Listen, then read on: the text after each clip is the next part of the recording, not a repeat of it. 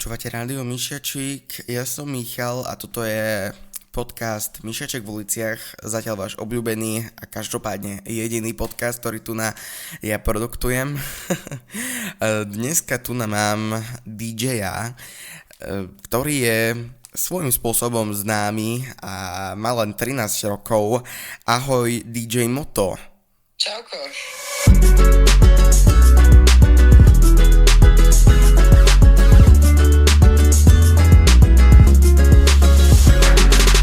Tak, môže sa predstaviť, ja už som ťa trošku predstavil, no ale to hádam nevadí. Môže sa predstaviť, lebo naši poslucháči ťa nepoznajú. Dobre, tak čaute, ja som DJ Moto a hrávam hudobný štýl drum and bass a som vyučený na teda ten hudobný štýl drum and bass, ale ovládam aj iné štýly a pravidelne streamujem na svojom Instagrame každý štvrtok o 8 hodine večer.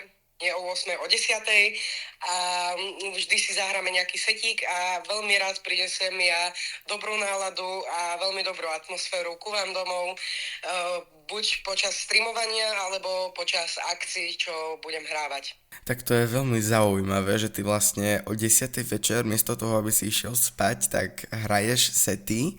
A čo ja nehovorím, ja tiež chodím spať neskoro, ale toto mi príde cool vec, že ty vlastne tým nerušíš rodičov, že tam klikáš, tancuješ a neviem, robíš sety. Tak moji rodičia vajbujú so mnou, hej, takže oni sú síce vo vedľajšej miestnosti, ale sú pripojení na streame a oni si užívajú tiež. No tak to je ináč aká frajerina, takých mať rodičov, že ti počúvajú. No, dobre, dobre. Potom, neviem, hovoríš, že si už zaujal nejaké publikum, tak kedy si sa prvýkrát dostal k hudbe a čo ťa priviedlo k drum and bass? No tak prvýkrát k hudbe som sa dostal v nízkom veku, čo môj oco počúval DJ ako je DJ Bobo alebo Aviciiho a takto, ale to ešte som nevedel vôbec, že čo je drum and bass alebo proste takéto tie tvrdšie štýly. No ale následne som objavil pár DJ-ov ako je Subfocus napríklad alebo Dimension, čo sú rovno aj producenti a začal som počúvať také známejšie pesničky ako je Solar System alebo niečo na tento princíp. A vlastne potom počas kurzu som sa s tým stretol, lebo som dostal kurz od rodičov na Vianoce s DJ-kou Circle, ktorá ma vlastne zaučala a robila mi ten kurz a vyučila ma na profesionálneho DJ-a, ktorý zahrá plnohodnotnú party. To je ináč strašne cool ten kurz a to kde si mal ten kurz? Akože ona prišla k tebe domov? Nie, lebo som nemal žiadnu techniku, ale išiel som do štúdia, do Mesokombinát DJ Room a všetko som to vlastne robil cez ten Mesokombinát, kde majú vlastných DJ-ov, ktorí už sú známejší. A teda Paťa, alebo inak povedané Circle, je známa DJ-ka na Slovensku. Ona hráva napríklad v kluboch ako je Aldea a teraz bude hrať aj na Love Streame. Wow, tak to je veľký rešpekt pre Circle DJ-ku a neviem, poznáš aj DJ-a Cyril, on vytvoril tú pesničku, on urobil vlastne, urobil novšiu verziu pesničky Stumbling In, keď si počul. Nepoznám. Nepoznám. Teraz už poznáš. Hej. A ešte som zabudol spomenúť, že vlastne mňa tá Circle učila na tej veľkej technike, čo je aj v kluboch, ako sú teda tie nové Pioneer CDJ 3000 s mixpultom, to ma učila na 900 Nexus 2, ako na type mixpultu. A takže ja som bol pripravený, ready to go, ísť do klubu rovno hrať. Tak to je strašne veľká vec, už hneď ísť do klubu. Nemal si náhodou nejakú traumu z toho, že máš hrať a stlačiť nejaké tlačítka a urobiť show pred možno tisíckami ľudí? Tak Práve, že nie, lebo ja som strašný extrovert, hej, a tým, že aj tancujem a robím graffiti, tak vlastne som ako už bol zvyknutý byť pred veľa ľuďmi, vystupovať tam, hej, takže tá tréma vlastne opadla.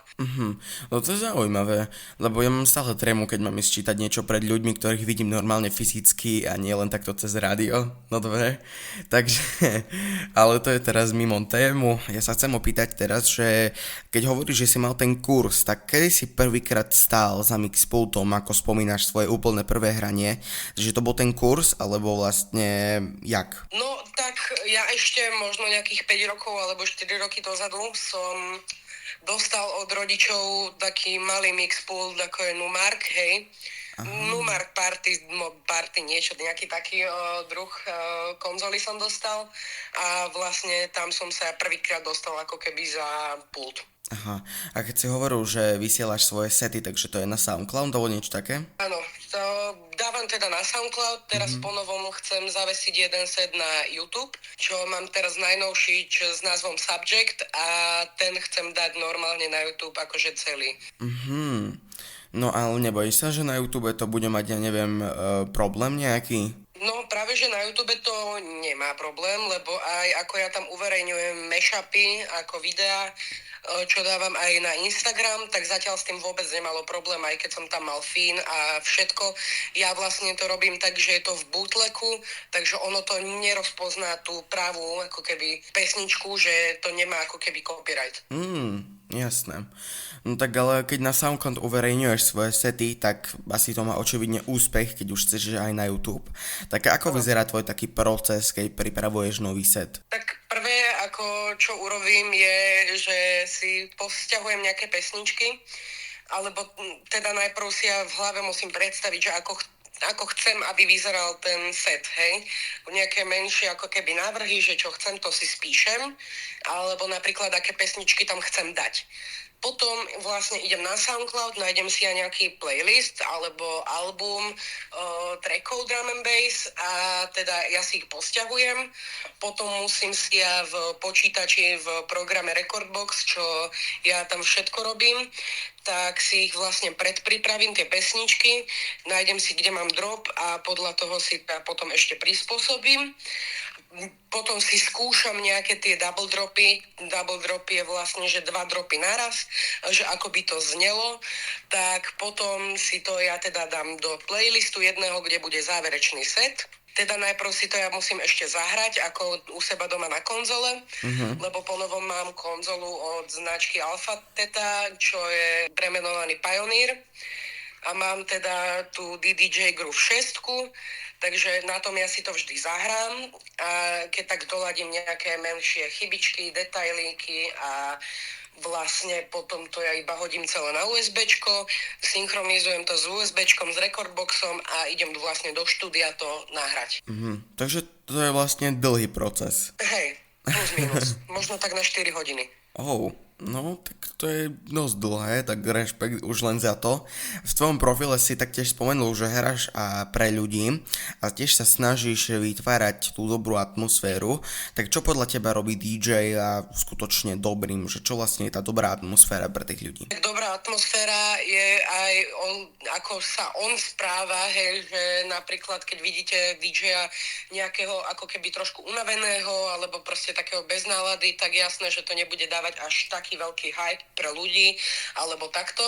Ale napríklad ako sú DJ, tak dobrý príklad je aj Circle, alebo Natalie z Drum and Bass, tak oni sú tiež teda slovenské DJ-ky, ktorí sa venujú drum and bass a oni vždy dávajú, ako chodia tam s dobrou náladou na ten stage, že a pozbudzujú ako keby ľudí, že sa ich snažia roztancovať.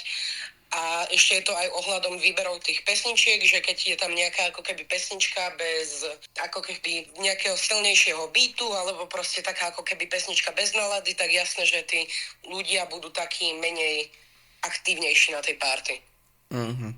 No však to je podľa mňa aj normálne, nie? Keď DJ je niekedy unavený, len podľa mňa by nemal vystupovať, keď je unavený. Aspoň teda ja to tak robím, že tiež keď ja som jednoducho taký bez nálady, tak radšej nevysielam, než že by som mal ten hype zrušiť na môjom rádiu. Jasno, tak to určite. No na Instagrame máš viac ako 10 000 sledovateľov, čo je na tvoj vek obrovský úspech podľa mňa, no a ako sa ti podarilo vybudovať niečo také? Tak začal som ja pridávať videá od apríla a vlastne postupne som si ja nabaloval tú komunitu ľudí a najväčší zlom bol vtedy, keď som vydal to moje video, kto som, čo robím. Teraz to má nejakých 920 000 pozretí a vlastne tam mi teda napísali aj známejšie osoby, ako je Duklok, alebo Pán Janis, alebo Svetozár a ďalší. A vlastne to ma strašne ako keby vyhajpovalo. Aha, no tak to je dobrý rešpekt, to je naozaj ako také, bych som povedal, až zaujímavé, že vlastne tento jedno video ti urobil taký zlom, hej. No hej, Wow, ale vtedy sa to vlastne ťahne dobrým smerom. áno. Takže ako zvládaš kombinovať školu alebo taký voľný čas pri tvojom DJ-kovaniu? Tak kombinujem to tak, že počas školy som teda tomu nevenoval moc veľa pozornosti, tým, že nemal som žiadne hrávania a takéto, ale tým, že ja ešte tancujem, tak ja mám útorok, štvrtok vždy tréning od 4:30 do 6:00 a potom sa buď musím učiť, alebo mám voľný čas, ktorý teda ja venujem plno teda tej mojej záľube, čo je DJing, alebo niekedy som fakt unavený a že si to hodím na ten ďalší deň. Ale väčšinou som sa tomu venoval cez víkend a teraz tým, že sú prázdniny, tak mám aj viacej akcií a aj viacej voľného času, že mám si kedy ja pripravovať sety, mám sa kedy ako keby psychicky pripraviť na hrania a aj technicky sa pripraviť na vystúpenia. Ako to myslíš, toto je tvoje vystúpenie? A to máš nejaký klub, akože si tam zaobstaráš techniku aj v tvoje vystúpenie, že jednoducho bude na plagátoch, že DJ moto a že prídeš tam a ľudia jednoducho poznajú ťa? Tak zatiaľ vystupujem ja iba na Instagrame pomocou tých streamov alebo živých vysielaní. Ale teraz po novom budem mať akciu normálne naživo v Novom Meste nad Váhom na akcii Beach Bar Auto Show 9., kde budú aj známejšie osoby, ako je napríklad Studio Moon TV, Smusiata, DJ Lucky Boy a bude tam hrať aj môj kamarát DJ Andy, ktorý vlastne ma tam zobere a dá mi z jeho voľnejšieho času ako na stage mi zahrať nejaký ten drum and bass. Takže tam sa môžu ísť ľudia na mňa prvýkrát ako keby pozrieť, ale potom plánujem ja mať ešte viacej akcií, čo je aj v klube, napríklad v Ten Bar Trnava. Tam budem mať ja akciu buď 12. alebo 13. v noci. Wow, tak to bude naozaj potom pecková oslava, keď tam bude aj Moon, aj iní influenceri. Tak pozdrav za mňa Moona. Pozdravím. Dobre, tak idem na ďalšiu otázku, podľa mňa najdôležitejšiu. Ako vnímajú tvoje schopnosti s mixpultom rodičia? Tak moje rodičia ma podporujú už od samého začiatku. Najprv síce moje mamine sa to nezdalo, že DJ oni sú takí, že prídu, zarobia a idú to akože celé rozbiť, ale a že to je nejaké strašne ľahké, čo práve že vôbec nie je ako keby pravda, a mamine sa ešte nepáčil ten štýl ako keby drum and bass, že ona má rada také, že Elan, hej, a Márie Rotrovú a takto. Old school. Ale môj otec ma v tom začal podporovať akože od začiatku, ale aj mamina, hej, prostredníctvom toho kurzu, tým, že mi ho zaplatili. A potom vlastne, keď som teda vydal ja ten svoj prvý set, tak som ho pustil mamine a zapáčilo sa aj to. Takže ja mám od rodiny alebo od rodičov proste plnú podporu. A tým, že mi aj teraz zaobstarali teda ten pult, používam maminin notebook, lebo ja zatiaľ nemám svoj, ale plánujem si kupovať. Takže zatiaľ ma takto oni sponzorujú. Aj buď finančne, alebo aj psychicky, akože prípravou na hrania, alebo takto. Wow, tak to ti držím palce, aby ti to vyšlo teda aj s rodičmi, aby sa teda neprestali ťa sponzorovať, ako ty to nazývaš.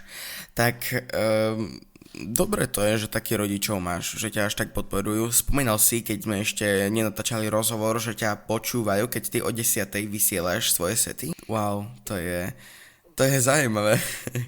Len ono je tu problém taký, že ja mám menší reprák, hej, mám nejaký 20W reprák a tým, že ono je to fakt oproti sú dvere a ja mám otvorené dvere, tak oni to vlastne počujú v priamom prenose, aj keby nemajú ten stream zapnutý.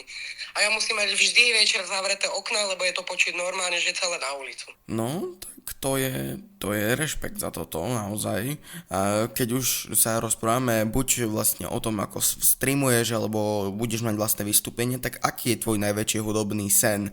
Je to napríklad veľký festival, napríklad Low Festival, alebo vlastná produkcia, či niečo úplne iné? Tak jasné, že ako mám takéto sny.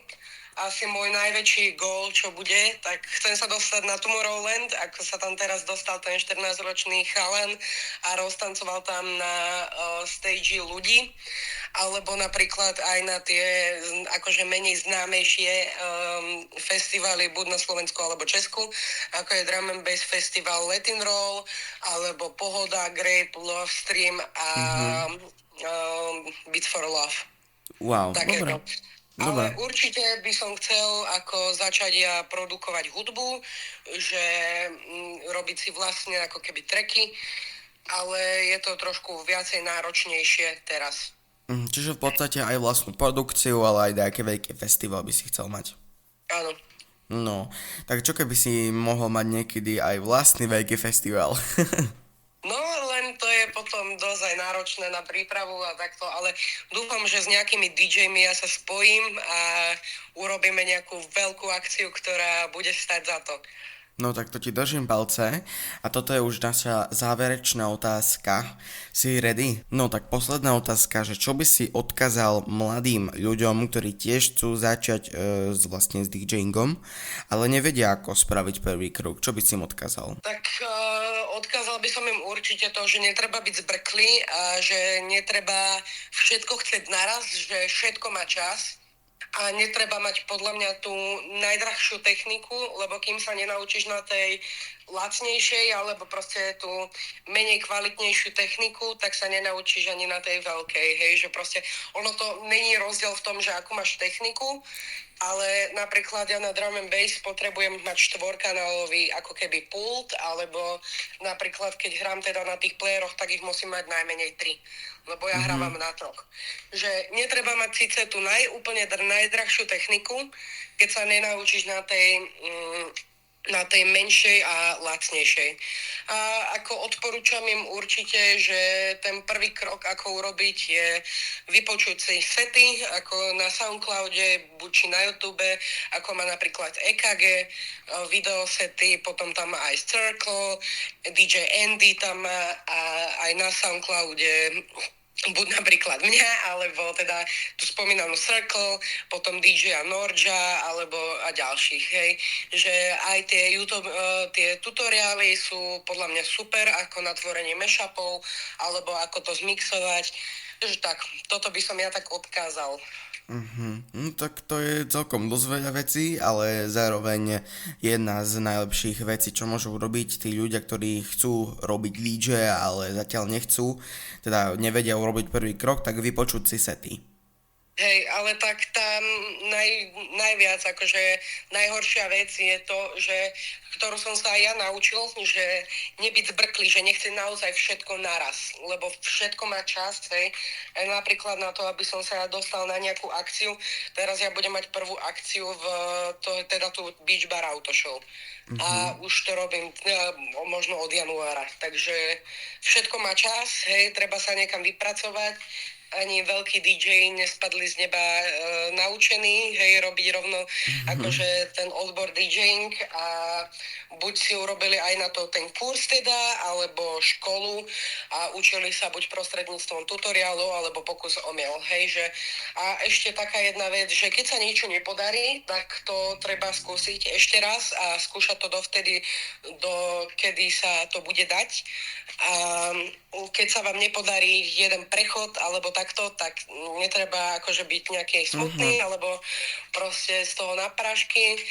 Je lepšie urobiť si 100 prechodov, z toho budú 4 dobré a ostatné budú zlé, ale víťazstvo je to, že si urobil tie 4 ako dobré prechody, potom vlastne sa ti to bude zdvojnásobovať akože počas hrania a to je všetko ako skúsenosťami urobenými na tej technike, alebo teda celkovo v DJingu, ako je napríklad teda ten výber pesničiek, beatmatching a ďalšie. Dobre, tak ja ďakujem za odpovedanie všetkých otázok, ktoré sme tu mali a ďakujem aj za to, že si bol v tomto rozhovore, teda v podcastu Myšiaček v uliciach. A ja ďakujem.